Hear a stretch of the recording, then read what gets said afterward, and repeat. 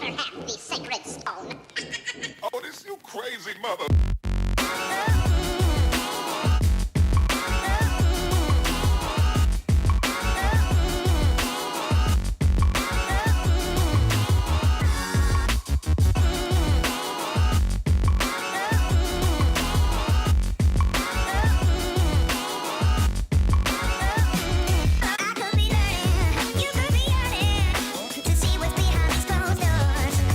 How's it going, guys?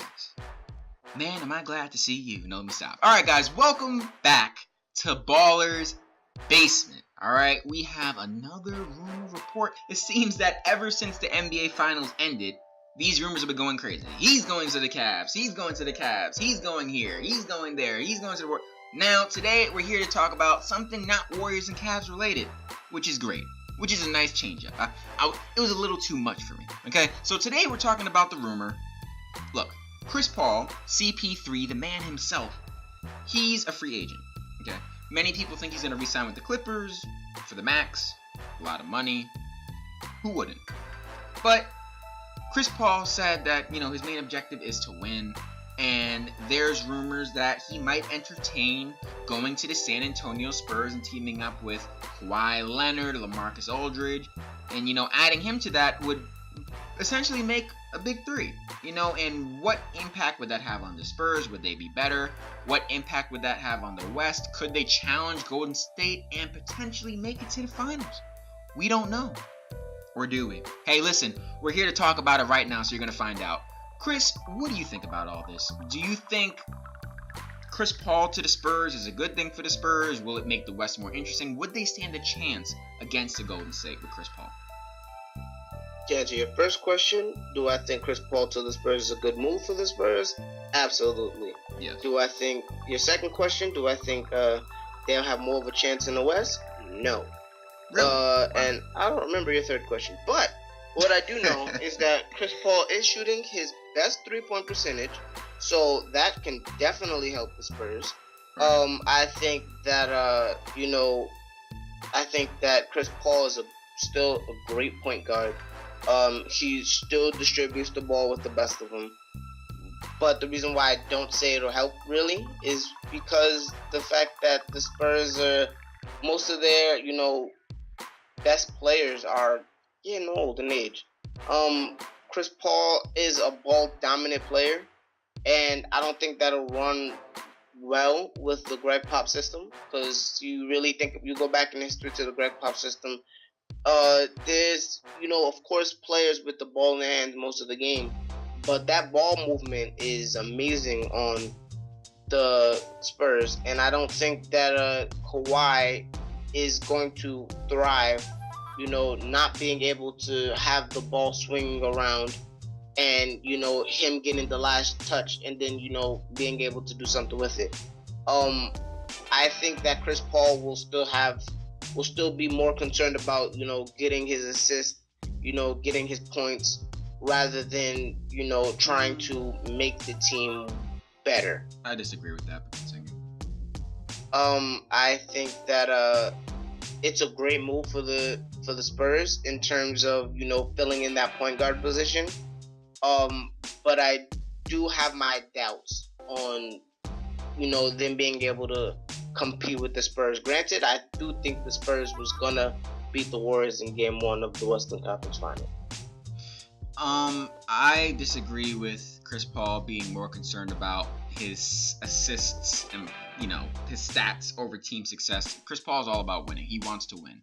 I think it'd definitely be an adjustment period under the Greg Pop offense, defense, not defense, but offense, how it runs the ball movement like Chris said. But I think under Greg Pop, he would get accustomed to it. It'd give him more wide open shots. He could have some off ball, looks where he just gets the ball passed to him wide open, which would, help him sustain his energy throughout the course of a game, which, could extend his career, especially the way Greg Pop rests players and the way he treats them. I think it could be good for him. Do I think it's a good move for the Spurs to sign him? Absolutely. He's still one of the best point guards in the league. Offensively, defensively, tough. He gets everyone involved. I think in the West, would it help? Yeah, I think it would. I think it truly would. I think that the Spurs roster in terms of the bench, they're getting a little old. I think they would have to retool a little bit with what they could do. And with LaMarcus, with Kawhi, with CP3, I think they would have a puncher's chance against a Warriors. Not necessarily saying they're going to win. No. But I think under Greg Pop, with a second option in Chris Paul, I mean, because, you know, in this year's playoffs, LaMarcus came up small in some big moments. And one thing you can say about Chris Paul, he doesn't come up small in big moments, even though he may be small. He doesn't come up small. All right, he really has the heart of a champion, even though he doesn't have a championship. I'm not trying to diss him here. I'm just saying. But, you know, he knows when to attack. He knows when to pass. He's a good first option, but he'd be a heck of a second option next to Kawhi Leonard. So I think that'd be a great move for them, and I think it'd give them a gunner's chance if, you know, Pop comes up with a great game plan, you know, retools the bench, puts some more shooters around them. I think it could be a great acquisition. I still have my doubts. I don't know. I mean, I think it depends on. I mean, his decision is going to depend on what Steve Ballmer tells him from the Clippers. You know, what their vision is, if they're still in a win now type of mindset. You know. I mean, I've heard that Blake Griffin is also considering leaving, and I've heard that the Clippers have brought in Jerry West. They did. For their front office. So I mean, a lot of changes. I think Chris Paul would be leaving way too much money on the table if he leaves the Clippers, especially because they just got Jerry West. I think that if they can sign some free agents, Jerry West is one of the best front office people to have. As you can see with what he did with the Warriors. Yeah. I think that if they can, you know, keep Chris Paul and they can use Jerry West to, you know, get some more talent for the Clippers. And I don't really think they have a lack of talent on the Clippers. I think their talent just has a lack of, you know, that winning mentality. You know, but there's something I think off. that there's something off. They have the talent there. They just have never been able to. Yeah, that's what I mean. I'm not saying it's Doc Rivers' fault. I'm not going there, but nah, I wouldn't say it's Doc Rivers' fault. I don't know. Rivers did a great job in Boston. He did a great job in Boston, but so far in LA, it hasn't came together when they have the talent. Especially in it hasn't. It hasn't. You know, so but it's different. It's different. Players. You know, different type of players from Boston to the Clippers, but that's neither here nor there. I think that they definitely have the talent. They definitely have the, you know, fortitude to actually win. But I just can't see them actually being able to keep Chris Paul, seeing as I think he's more upset with the team, with how the team has conducted themselves in recent years, because they haven't been able to make it out of the second round to the conference finals. Yeah. And I think that that's a real big blemish on Chris Paul's record in terms of not being able to at least make the conference finals to compete for a finals championship. Yeah, I mean, to keep it frank, will he leave? I mean, it's a lot of money on the table. We don't know. We honestly don't. But would he make the Spurs better? From my perspective, yes, he would. So that's my answer to your question. I think he would be a huge acquisition for the Spurs. He'd give them a lot more options, and he'd give them a much better chance of coming out of the West. So,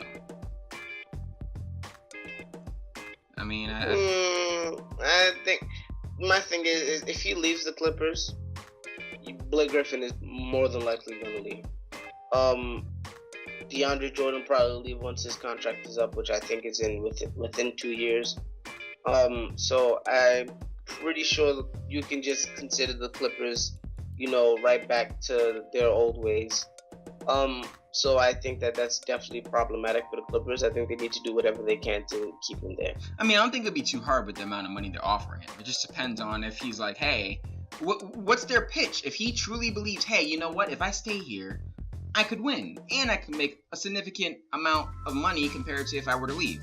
But if he's sitting there and he's like, yeah, I can make more money, but I don't believe that I could win here anymore, then, you know, that's when the Spurs become a true option for him, a true option that everyone has to look at and be like, wow, he really might go here. Would this make a difference? I think he definitely has a better shot at winning with the Spurs than he does with the Clippers. But then again, with the Spurs, I think in order for them to get Chris Paul, they'd have to give up Pau Gasol, potentially give up LaMarcus.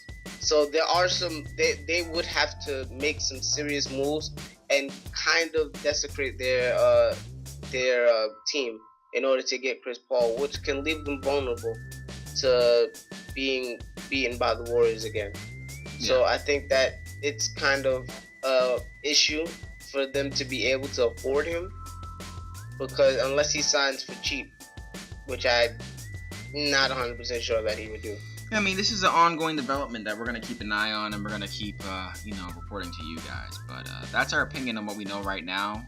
We don't know if he will leave. A lot more money on the table for the Clippers. Does he truly believe the Clippers could win? We don't know, but we do think he would make the Spurs better if he were to go there. So I think that pretty much wraps it up. We gave our perspectives on the situation and how we think it would benefit each team to keep him and what we think the chances are of each team keeping him. So if you guys like this video, please be sure to give it a thumbs up. We truly would appreciate it. And comment, do you think he will leave the Clippers and go to the Spurs? Do you think he should? Would they give the Spurs a better chance of winning the West? And lastly, subscribe. Subscribe if you want to see more of our videos, and hit the bell button next to the subscribe button so that you're part of our Noto squad or notification squad, so you know every time Chris and I are down in the basement talking hoops. So we appreciate you listening, guys, and we'll catch you on the flip side. Peace.